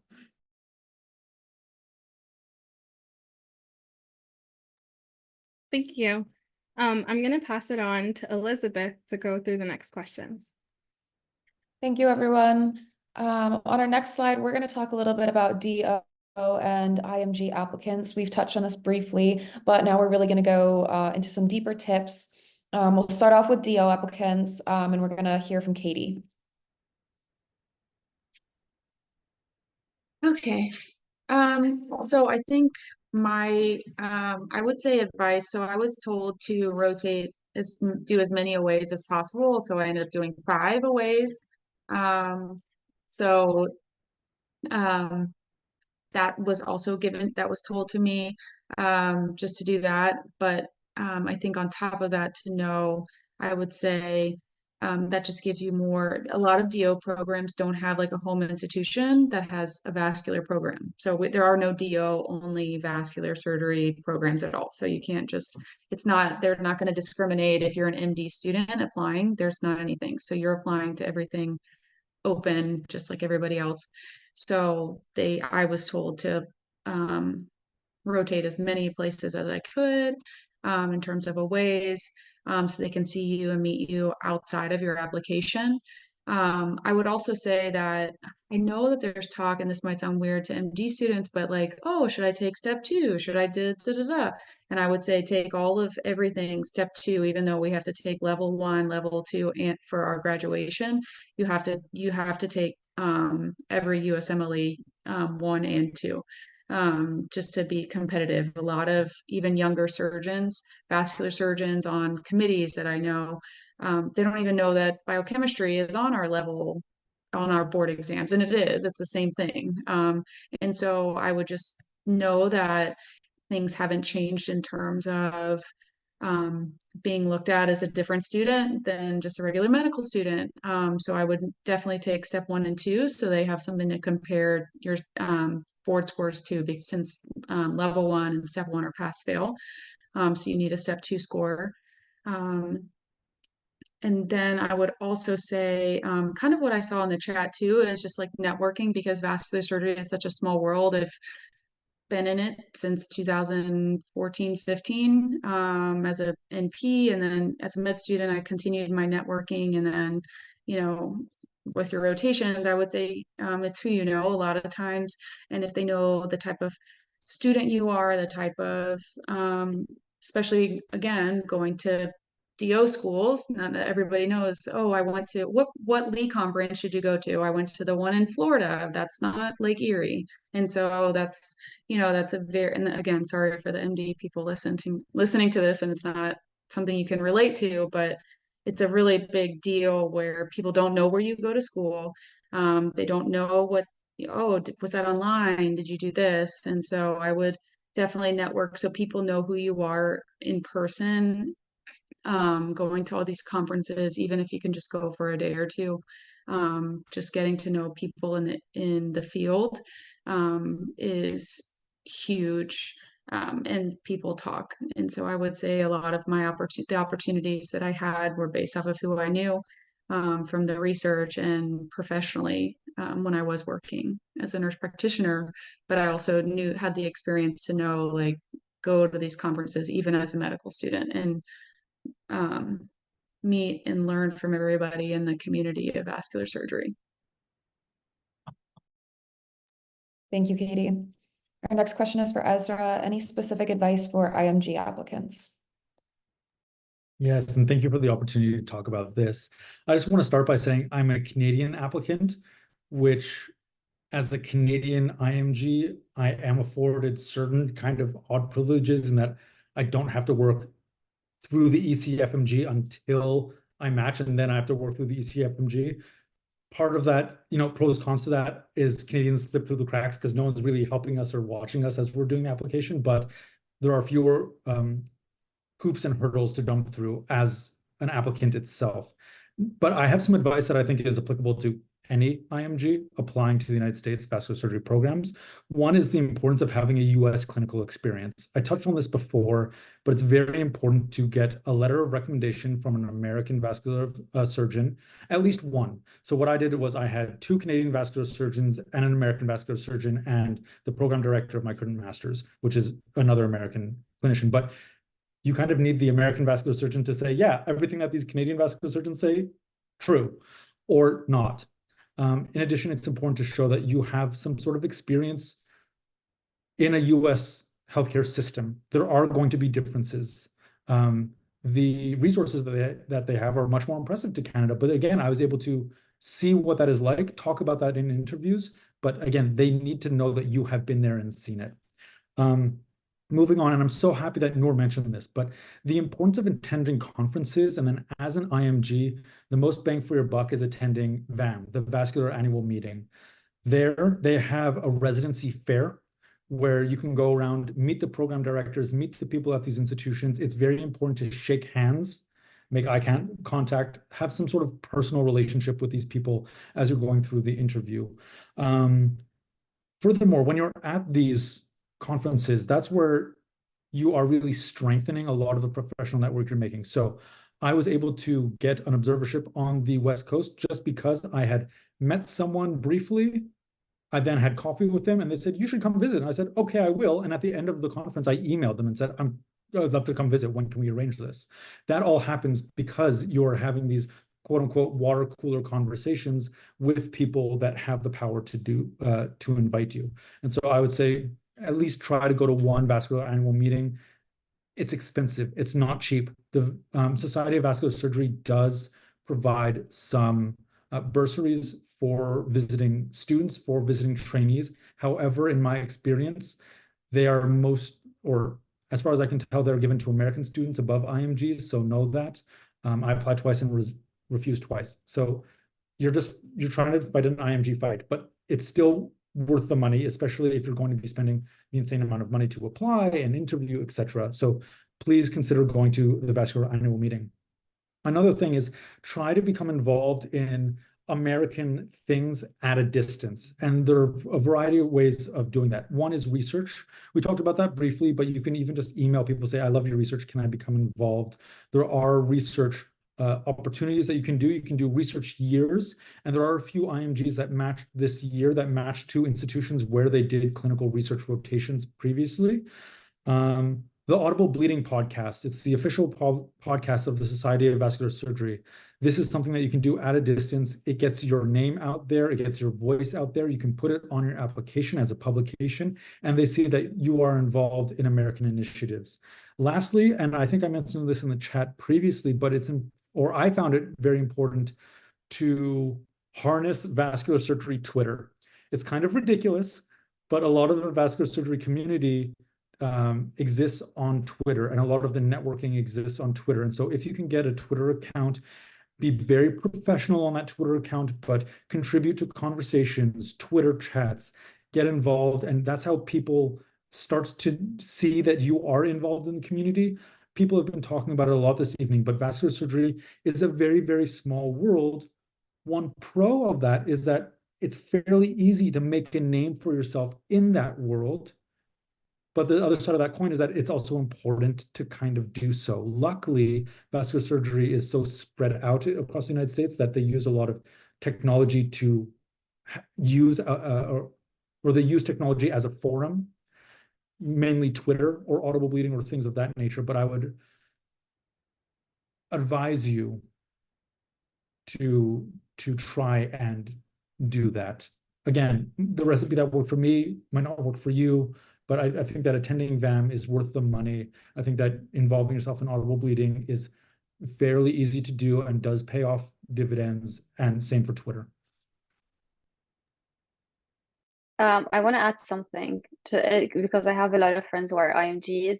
Reach out to people, really. Like, IMGs understand the struggle and they are willing to help and they want to help. So if you are interested in a specific program, go on there, see if they have IMGs, and then just reach out to them by email or however, and I'm sure they will respond and give you advice. If you email me right now, I can put you in contact with 5 or 6 IMGs who are currently residents in vascular. So never underestimate the power of networking and connections. It's very important. Thank you all for sharing. And for anyone who's on the panel watching tonight, VESS VSIG did recently hold a specific DO advice applicant panel, and that recording is located on our YouTube channel, VESS VSIG, if you'd like to check it out. I'll now turn it over to Nidhi to discuss our last questions. Thanks, Elizabeth, and thank you to all our panelists. Some of these questions I know we've already kind of touched upon in other answers and in the chat. So just keeping time in mind also, I think we're just let's group the first 3 kind of as prior to interview day and then post interview day. But first 3 questions kind of just, how did you prepare for your interviews? Did you have any in-person interviews? And if so, how did you prepare for those? What was different about it? And what advice do you have for the Zoom era of interviews? I can go ahead. As far as preparing, as I mentioned before, I just went on different websites and saw like common questions that are asked for surgery or vascular surgery or general residency questions. And then I kind of had a sheet, again, Christopher, of possible questions. And I didn't like write the answers per se, but I thought about them. Like, I thought about the points because you're gonna be asked a lot, for example, to talk about an interesting case that you saw or a situation where there was conflict with a team member. So it's good to have something in mind so that you can answer when the time comes. So that's what I did. And then at my institution, we have a service where we can have interview preparations with certain people. So I made use of that resource and it was very helpful. And then as far as in-person interviews, there were a couple, I think I went to 6 of them, but I didn't do any extra preparation for those, honestly. And then advice for the Zoom era, just buy a good camera. The camera that I'm using now, I bought for the interviews. Have some snacks around you because some interviews, you think you have like time between interviews, but then something happens and then you end up not having a lot of time to get up and get a snack. So just have some snacks near you, and then check the links for the virtual interviews that you receive, because you're going to receive them ahead of time just to make sure that they're working. Because one time, like my Teams, one institution used Teams and my Teams was crashing. So just make sure that everything is working. And then I did one stupid mistake, which is I left my house to throw the trash and I locked myself out and had to do an interview from my phone. So don't do that.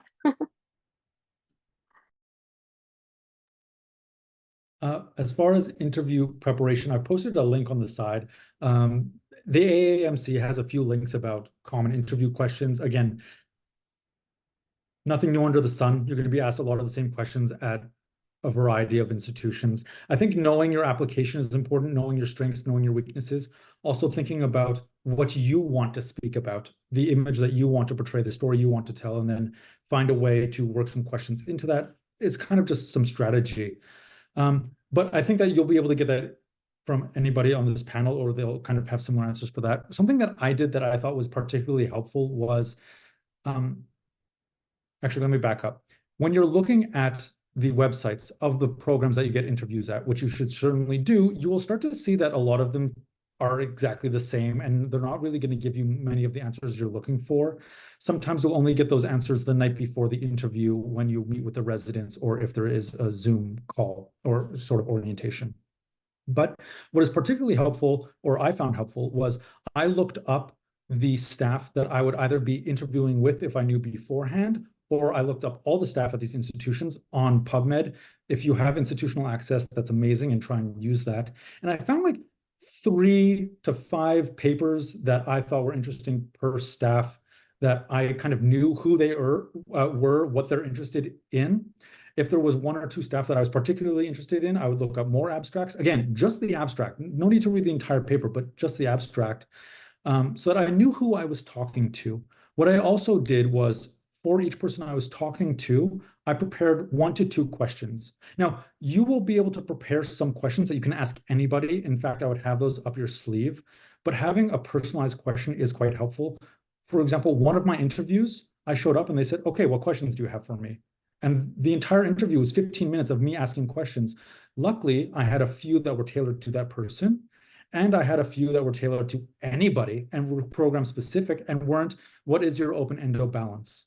Because that's an easy question. They'll talk about that, and you might want to ask a question that is more relevant to you as a person, because they're interviewing you, you are interviewing them. So I think that's a wonderful opportunity to do so. So look up the people you're talking to, prepare questions in advance for those people, in addition to interesting questions that help you understand that program better for you as the unique applicant. Yeah, I'll stop there. Thank you. Does anyone else have anything to add for those first few questions? Or Only thing I'll add is just like have your elevator pitch of your pretty much every interview. I think I got to ask, tell me about yourself and like why you want to do vascular. And then maybe briefly, like it would come up like why specifically you're interested in. Actually, that would always come up too, like that program, have a little bit in your mind about why that program. But really by the end of it, like the first couple, you're all worried and you're really thinking about what you're going to say. But as you go on through the process, it really becomes natural. And I think that I did a lot more preparation in the beginning than I did towards the end as you get more confident and comfortable. And then one more thing to add, when you have those couple go-to questions, don't be afraid to repeat them for every interviewer, because you might have 8 different people ask you what questions you have, and you're going to run out of new and original ones. They're not going to know if you ask the same couple things. One more small tip. No, go ahead. No, I just think like what Ezra was saying in terms of knowing who you're talking to. Not even just the strategy and knowing that, okay, they're interviewing you. And I think, and as a medical student, you're thinking, oh my gosh, I need a residency spot. I think flipping and taking away the nervousness and the anxiety of it is knowing that you're approaching it because you're interviewing them. And not every place you're gonna fit in that. And so who you're talking to, like, oh my gosh, I love open aortic blah blah blah, and oh my, this person I'm talking to is doing that, and people can tell that this is what you're really into, and that you can speak to not just the strategy, which is I use the same strategy because I feel like that's a better conversation than, oh, if you had a superpower, like what would that be? Because I had that stupid question. Sorry, I shouldn't say this is recorded, but but I think that's more of a conversation to where you can see the light in their eyes, and even if that's your passion of being able to speak to that and knowing like the people that could potentially be mentoring you for like what Lily was saying, those research opportunities, and like how like, oh my goodness, you might have a mentor in the making at that place. And I think that's a cool connection even on a Zoom call that you can make. And just really approaching it in that way of getting to know the people and not just like, oh my goodness, I'm getting interviewed. Oh, I could lose, something bad could happen versus I want to know who could be teaching me and I could be learning from. And I think approaching it that way by knowing what their interests are and potentially touching on what Lily said for research years of what you could be involved in and like touching on that and growing their ideas too. Because people that that's a snowball effect in terms of just, your experience as a as a physician there too. Thank you. And then just going to wrap up with a couple more questions here. Did you send any thank you emails after your interviews? How soon after? And what did you say if you did? And did you do any second looks? How did you decide where to do those? I can tackle this one. I had potentially an atypical approach to this. I sent a thank you email to every single person that I spoke to. So every single interviewer. There were, I think, only a few programs at the very end where I fell down, like in the final home stretch, and I still regret that I didn't send those emails. So I think I missed 5 people on the entire trail, which is not that many, given the number of people you speak to. But I truly felt so incredibly excited to get to speak to so many people in the field. So I really tried to convey that and just the appreciation of taking the time to speak to me. That was genuine, and I said thank you for taking the time to interview me. I kept notes during my interviews of what I talked about in every single interview. While you're in the interview, it seems like you can't forget, but if you are in one of these like rapid fire where you have 12 interviews, then it's actually hard to remember the conversation you had 5 minutes before. So I didn't, you don't have long to take notes, but if someone told me a story, like if we bonded over cooking, and people like to ask you also the kind of questions to see if you're a human being and if you're not just a robot, and their kind of way of doing it is like, what are your interests? So if someone, there was one person I spoke to, we both like to cook and we both like the New York Times cooking thing. So I mentioned that. And, if someone mentioned something personal, I tried to reference that, a way of kind of reminding them also of the conversation, because they're interviewing a lot of us. Sometimes people are seeing 25 people in a day and help keep them straight.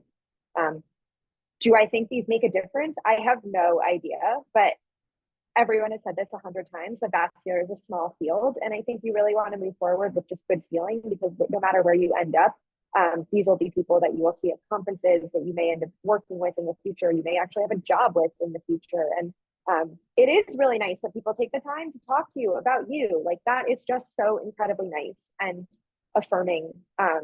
So I think saying thank you is kind of the least we can do in that situation. But I do think you have to say thank you with the expectation that you have no idea that will make any difference. So it's just a genuine expression of gratitude. I'm gonna jump in after this because I'll give the totally other perspective. I tried to do what Lily did and like send thank yous to everyone, and it lasted maybe 2 or 3 interviews, and I found it like really taxing for me to do exactly what she described. Remember all the conversations, say something impactful, don't just say something generic. And I got too burnt out and I couldn't do it. So majority of my interviews, I didn't send any thank yous. And I think it turned out fine. I mean, if at our next VAM, Lily's getting hugs from everyone and I'm getting sour looks, you'll know like which one worked better. But I think it's fine. I think it's really like a personal decision on what you want to do. I did the same thing for med school. I didn't send any or thank yous after my med school interviews, and it was fine. Just kind of assess yourself if it's going to take too much time, because it's a huge time commitment. And if you like don't feel like that, you need to decompress after your interview. I think that's totally fine as well. I'm going to take the role of the moderator for a second. Those of you that did send thank you interviews or thank you emails after interviews, did you get responses from a lot of people, or what was the sense after that? I got responses from, because I did it to individual in my I sent them to the in-person interviews that I had, and those were all individual faculty members. But I happened to be doing an OA there too, so they said they thought that, and so I followed up with an email with the thank yous, and they like I would say 2 out of the 5 each place, so that I did it responded. think only one program director responded. The other ones were like other people that like, you know, other attendings that I really connected with. I'm just gonna jump in real quick. So I had the same experience like Chris. I think it only lasted for 2 interviews, but then at the end of the interview season, I kind of knew like what my top 3 choices were, and so I went ahead and emailed those programs.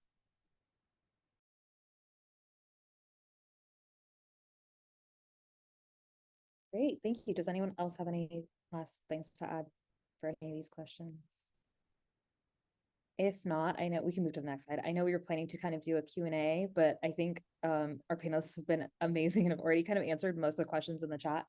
And so most of them have been touched on. I took notes for what the questions in the chat were, so I think we're planning to share those as well. So I think we'll move on for time's sake, but if anyone does have any other questions, feel free to send them in the chat now or follow up with our panelists afterward. Go ahead, Lily, I see you. I just wanted to say one thing. I just wanted to emphasize how personal this process is. And I think you even heard it in the diversity of our responses. And also how important it is to rely on your co-applicants to just like help support you. Like, you know, so many of us here have been on interviews together and they become friendly faces. It's nice to hear updates on how people are doing. You know, Chris and I would get on the phone and say, like, what did you think? And, you know, just as you heard about our answers about thank yous, we usually had wildly different hot takes on like the programs too. And so, you know, it is so personal and you kind of have to figure out what it is that you want and try to have fun. It's really stressful. Like that is, you also just kind of have to accept that. To be completely honest, I don't think I slept for 2 weeks after I submitted my applications before I got my interviews or the first one. Like I truly was not sleeping. I had horrible nightmares. Like that is atypical for me. So it is just a long process, but you know, trust your gut and kind of do your thing. And if you're feeling more stressed talking to other people, talk to other people less. If you find the people who are giving you sound advice, use your people and reach out if you do have questions and kind of need mentorship. But don't be afraid to kind of use your colleagues too, because I think that's one of the fun parts of this interview process. Like I remember meeting Noor one of the first times at an open house before interviews even started, and that was kind of the first time, you know, she was on my radar, and it's been nice to see her throughout too. So many faces here, they just become friendly faces. And there's no one right way. Yeah. What I wanted to say is for in-person interviews, for example, one of my interviews, I shared a room with one of the applicants that I never knew before the interview trail. So also that helps reduce costs and make friendships with your future colleagues. It's Lily, what you said, you gave me goosebumps. But it's a fun process, and like Lily said, it's a very personal process. So just make the best out of it and have fun. Well, thank you. And then I'm going to pass it back to Valia to wrap us up for the evening. Great. Thank you very much for all of your answers and all the questions. We had such a wonderful discussion. I would like to thank again our panelists, our audience, and faculty advisors, as well as my fellow student co-organizers. And finally, VESS VSIG is open to students in any year. And if you would like to join, please contact at the email listed on the slide. Thank you all again for joining us tonight. Have a nice evening and good night, everyone on the East Coast.